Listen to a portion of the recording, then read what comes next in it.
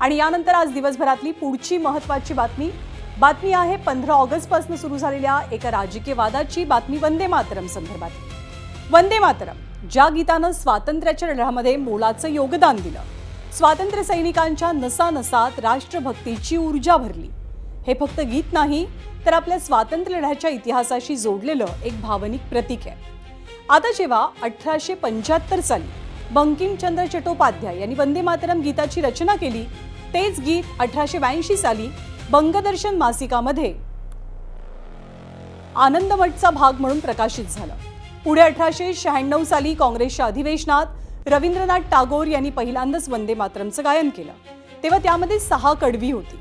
पण 1937 साली असं काहीतरी घडलं ज्यामुळे वंदे मातरम आणि काँग्रेसचा इतिहास कायमस्वरूपी बदलला, कारण त्यावर्षी काँग्रेसच्या कोलकाता अधिवेशनात सुरुवातीची 2च कडवी गायली गेली। तीच परंपरा आजपर्यंत सुरू आहे। मात्र दुसऱ्या बाजूला भाजपनं वंदे मातरमची 6 कडवी गायला हवीत अशीच मागणी कायम ठेवली आहे। नुकत्याच पार पडलेल्या पावसाळी अधिवेशनात वंदे मातरमसाठी कायद्यात दुरुस्ती झाली आहे। असं असलं तरी काँग्रेस मात्र 2 कडवीच गाण्यावरती ठाम आहे। त्यामुळे आज देशात 2 कडवी विरुद्ध 6 कडवी असा वंदे मातरमला घेऊन राजकीय संग्राम पेटलाय।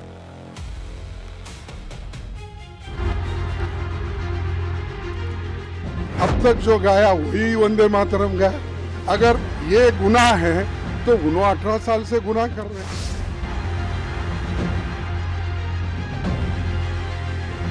वंदे मातरम को पूरा ना गाना ये वंदे मातरम का अपमान नहीं है, भारत माता का अपमान है।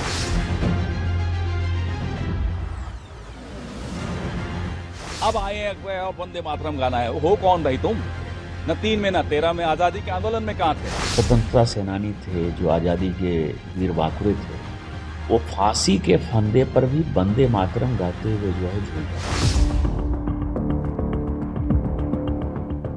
भारतीय जनता पार्टी गुरुदेव रवींद्रनाथ टागोर से बड़ी नहीं है, ऊपर नहीं है। ये हिंदू मुसलमान करना चाहते हैं, उसमें करने दो उनको। These are the issue of the country nowadays.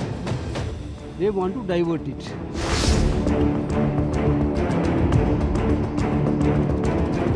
Congress अपनी नई कॉन्स्टिट्यूशन हरदमी बनाना चाहती है। कौन से रेवोल्यूशनरीज भाजपा में थे जिन्होंने वंदे मातरम कह के फांसी पे गए, ये बताया भाजपा में।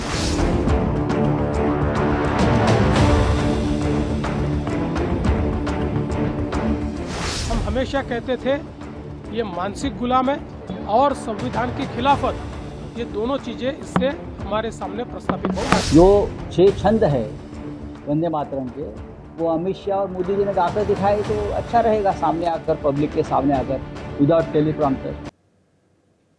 आणि आता याच वंदे मातरम वरनं सुरू झालेल्या वादाला भाजपनं आपलं नवीन राजकीय शस्त्र बनवल्याचं दिसतंय। आणि जिथे जिथे राष्ट्रवादाचा मुद्दा तापतो तिथे भाजप फ्रंट फूटवरती येते। आणि आता वंदे मातरमच्या वादाचं टायमिंग पहा। गेल्या काही महिन्यांपासून कधी नाही इतकं बॅकफूटवरती गेलेली भाजप आता जोरदार आक्रमक झाली आहे। कशी ते जाणून घेऊया।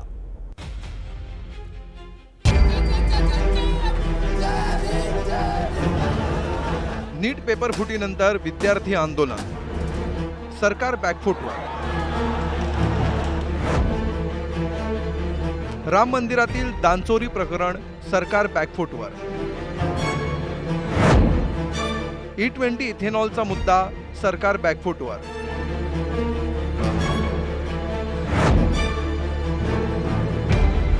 जातीय जनगणनेत ओबीसीचा कॉलम, इथेही सरकार बॅकफूटवर।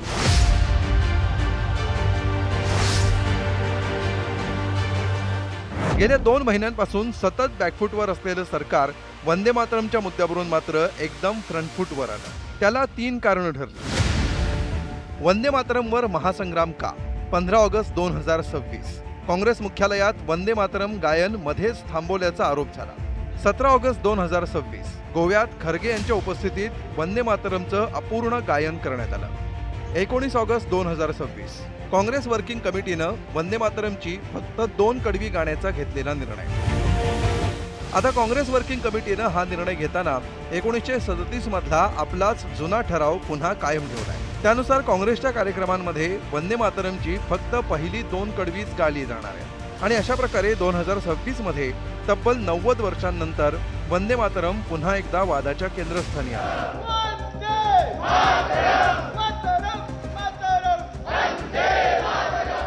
आज कांग्रेस पार्टी 1937 का अपनी पार्टी का रिजोल्यूशन मान रही है और पार्लियामेंट के एक्ट को नकार रही है।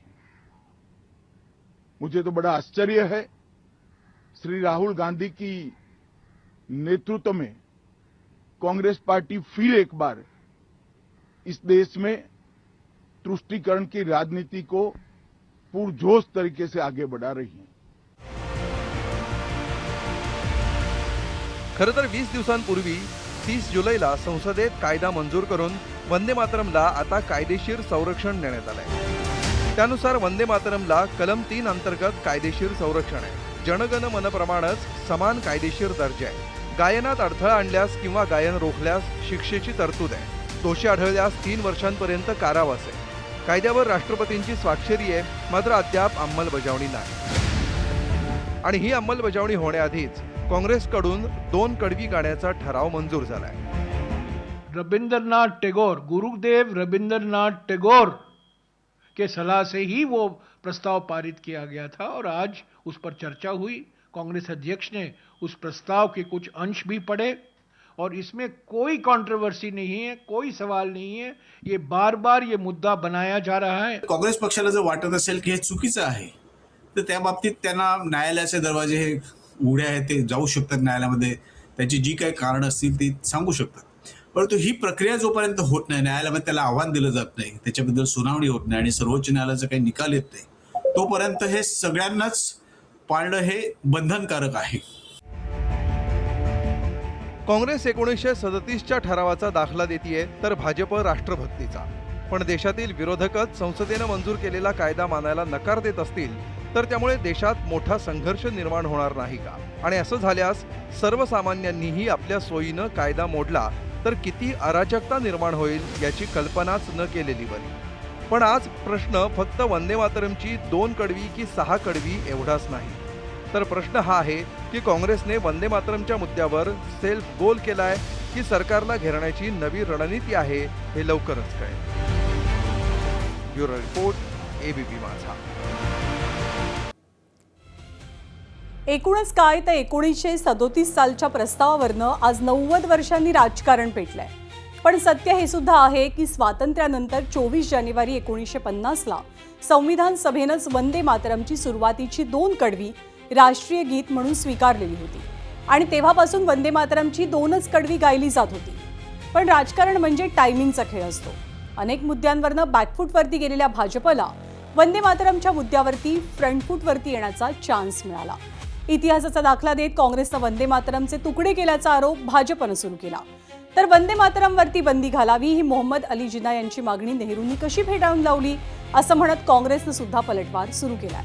म्हणजेच वाद 2 कडव्यांचा असला तरी लढाई मात्र इतिहास, राष्ट्रवाद आणि राजकारणाची आहे हे नक्की।